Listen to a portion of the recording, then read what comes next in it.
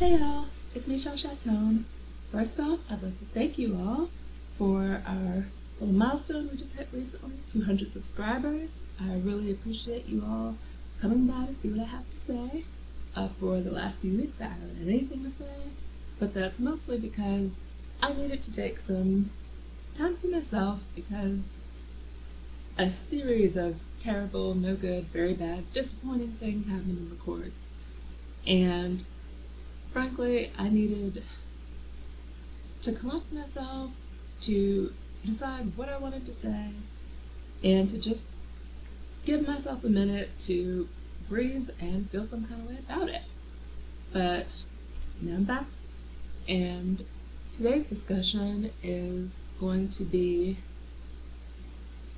about one of those things that has always been a bit of a sticking point for me, and that's femininity. Now,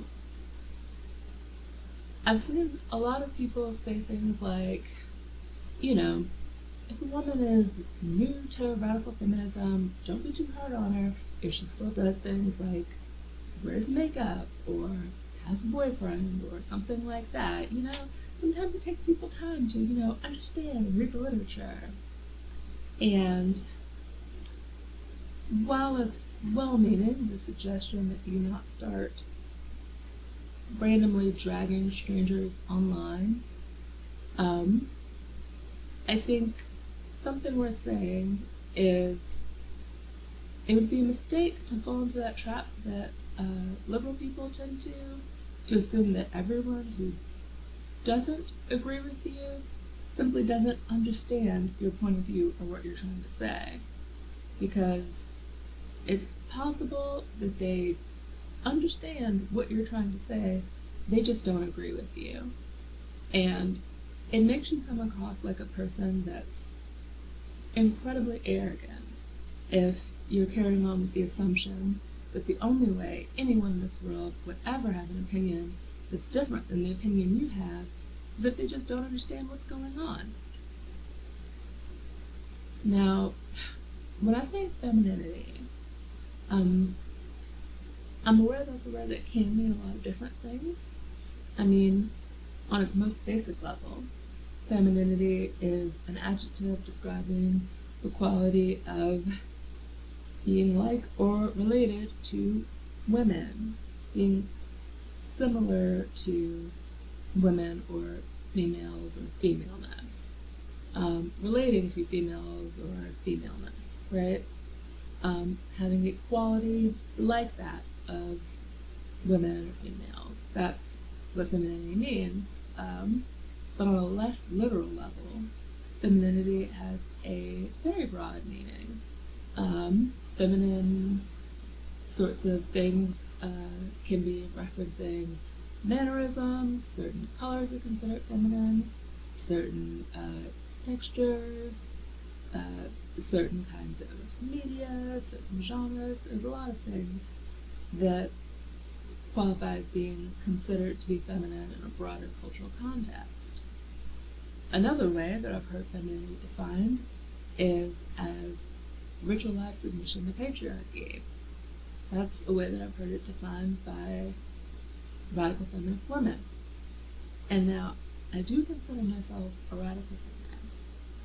However, like with any ideological point of view, I think it's impossible for a person to find themselves in complete agreement with every single tenet or piece or point within a broader philosophy, because people are complicated and life is complicated and philosophy is complicated, and I don't think any sort of theoretical framework is sufficiently perfect that because a person relates to that way of analyzing the world, they can find themselves agreeing with every single point that's made a major theorist within that framework.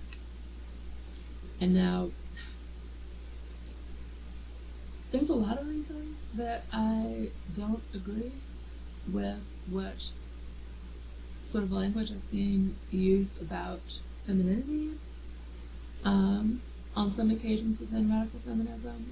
And I think one of the primary reasons that I find myself unable to completely agree with the concept that femininity is something that is entirely external to womanhood and imposed as a form of oppression on women is because I think that there's so much that's arbitrary about what we define to be feminine versus masculine that it doesn't really make sense to me that we could say that something so broad and encompassing that has so much to do with how we move through the world could possibly be simply a creation of men.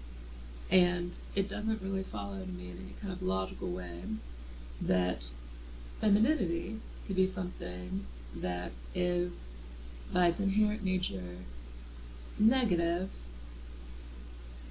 without it being, therefore, that masculinity is something that's, by its inherent nature, positive.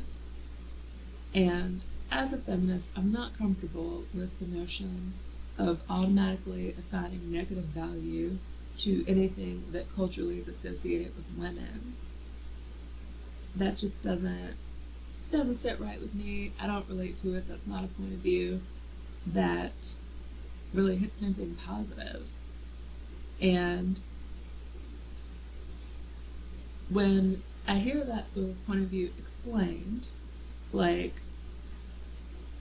most of the time, overwhelmingly, I hear it explained in a very white context.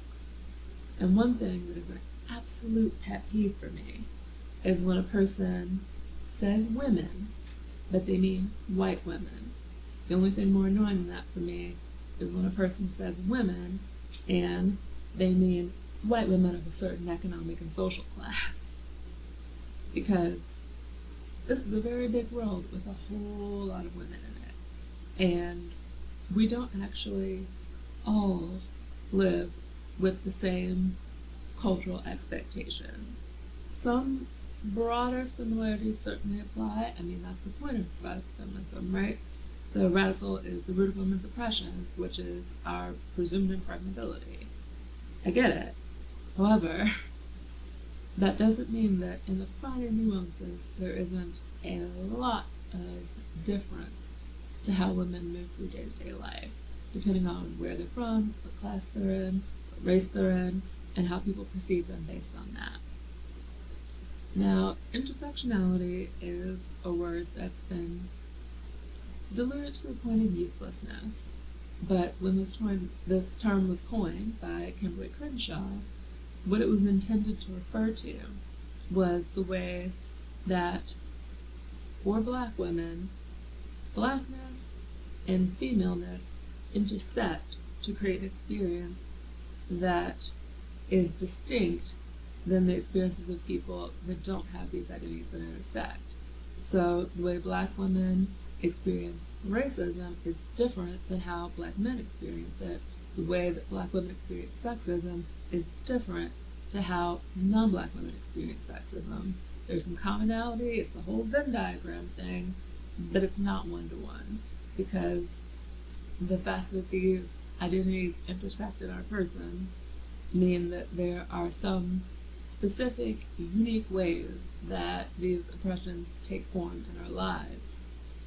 And I feel like a lot of feminist analysis of femininity that I see comes from a very obviously white perspective.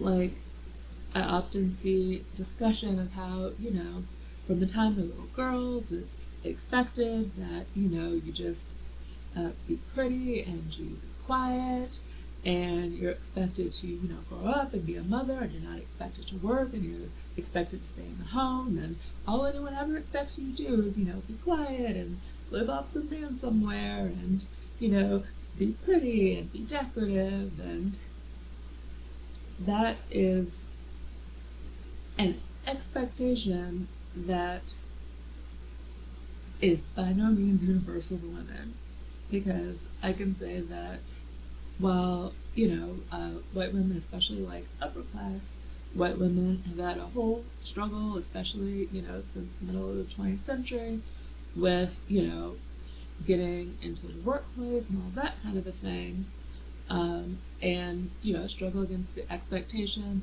that they not work outside of the home. Black women have absolutely never been able to labor under the expectation that no one will expect us to have to go out in the world and earn some kind of a living. Like, that's never been a thing. Because Black women, fun story, especially in this context, I'm speaking as a Black American woman, 400 years of slavery, that's a thing that we went through. Then Jim Crow, that's a thing we went through. And then we moved towards the present day.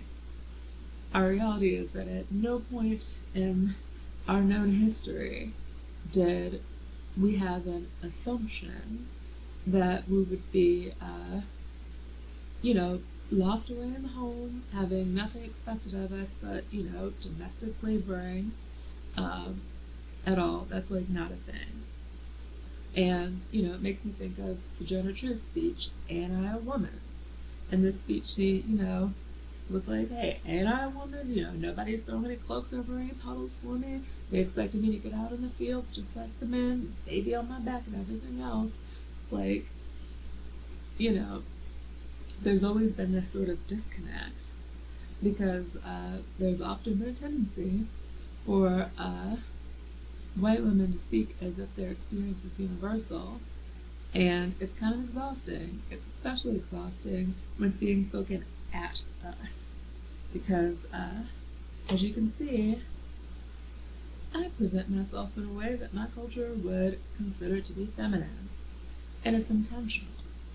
And the reason I do this, besides the fact that I like the aesthetic, is because it's one small way that, as a person, I can embrace some of the things that, in spite of the difficulties that come with being a woman, are some of the positive things. I do like sparkly things, I like colorful things, I like pretty things, and I like that I can be a pretty decorative, sparkly thing. It's not something that I do because it is useful. It's not something I do because I'm hoping to accomplish something. It's not even something I do because I labor under the delusion that it's empowering. It's something I do because it's something that I want to do, that I like to do, that I can do, and that I'm capable of doing within my quite impressively limited financial means. And, when you come from a lineage of people that is largely poor, even the ability to have any kind of small luxuries in your life is something that, if you've got the presence of mind to think about it in that sort of way, is something worth kind of feeling good about. Being able to have and being able to do. Because, just a few generations back, in my family, what I would be, doing at this point in my life, unavoidably, is, working 12 hours a day, going out picking, cotton and tobacco and stuff like that in the summer, taking care of, God knows how many children. It's a blessing to be able to have a little bit of disposable income to spend on something that doesn't really matter in a life or death kind of way. That the people who came before me a lot of the time didn't have. And as far as the expectation that I, be getting married, I certainly don't have to rebel against that. In the Black community in America, there's a 70% out of wedlock birth rate. I promise you.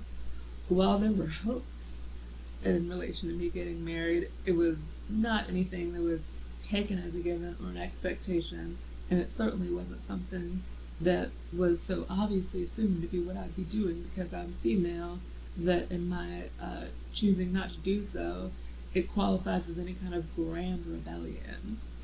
That would be like me seeing what happened a few days ago, where the women in Iran had, their protests where they removed their hijab in public, and, going on my social media and saying, I'm not one of those women who goes and, covers their hair in submission to some patriarchy, running around in a hijab because, men want me to cover my hair. I let my hair be free. I show my hair off. Like, yes, it's true that I am free from the sort of patriarchy that centers around the expectation that women do that. However, I'm also free from being a person who lives in a society, in a family, in a culture where that's expected of me. So me not sort of succumbing to this patriarchal thing that's not even expected of me quite reasonably would not qualify as a rebellion to anybody. And it's always a little bit strange to me when I see people that are essentially bragging about not doing something that nobody really expected them to do. Like, it's a lot of sort of patting yourself on the back for nothing when people carry on that way. And I feel the same way in the opposite direction when people go admonishing people for, doing or not doing something because in their cultural context, it's, a big deal and some kind of a big rebellion, when outside of it, it's just not. Like, this whole thing when, I've seen a discussion of, makeup from people like Jordan Peterson, and he says that, thinks cosmetics for women should be banned from the workplace because the purpose of them is to attract a mate, and when you're running your cheeks or running your lips, then you're simulating, arousal, and, of course that's going to result in sexual harassment. And that is exactly what it sounds like to me when I see women who are feminist saying that, I should not be wearing makeup because, I'm engaging in ritualized submission to the patriarchy, and I'm signaling to men that I'm sexually available. Like, that sounds exactly like that same sort of sexist assumption. And it also sounds like a fundamental failure to understand theory of the mind. And theory of the mind is essentially the ability to conceptualize the thoughts of other people, like the ability to understand that other people have different experiences and different thoughts. I feel like when people speak in such a universal way about things that are not universal, it feels like they are failing to grasp the concept of theory of mind. When we talk about, rebellion against femininity, again, Black women do not struggle against, general societal expectations that they be feminine. As a matter of fact, the exact opposite is the case. Stereotypes around Black women are, they're strong, they're independent, they don't need anybody, they don't need any help, they take care of everyone, we can carry the whole world on our back, we're generally expected to, while white women are expected to sort of be weak and, cry and that sort of thing, and, if they don't take on that sort of like weak, submissive posture, people can be rather aghast. Black women are absolutely not expected to do that. That's not what the expectations of us are. And in fact, people find it strange and certainly not compelling when we do actually have emotion about something, because we're expected to be unemotional. And one of the ongoing problems Black women have always had is even having people recognize that we share some of the inherent physical weaknesses that other women share. Well, it's not true, the argument that trans activists try to make, that we were like not considered women, like in the same sense that people who were born male are not considered women. That was never true. What would be more true is the more nuanced way that we were not considered to have the same delicacy or be deserving of the same consideration that white women were considered to be. And, because of that, we've had and still have difficulties with, getting adequate pain management, including when we're going through births.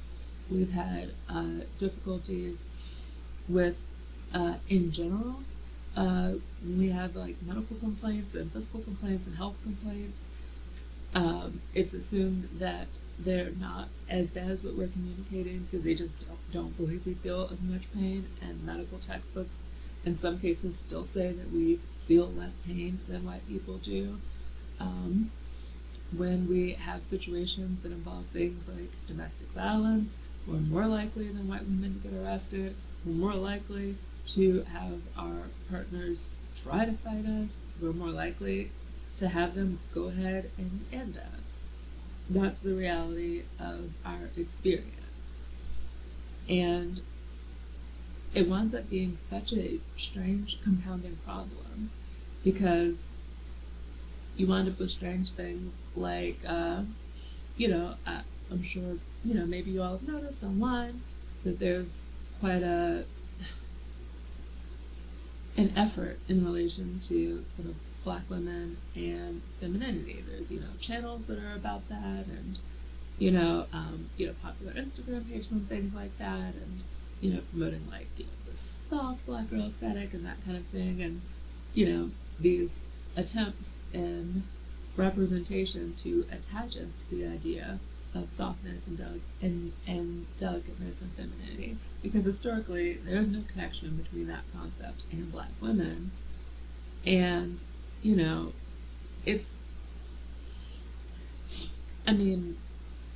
patriarchy is a double bind, right? There's no like right way for a woman to be a woman or do a thing.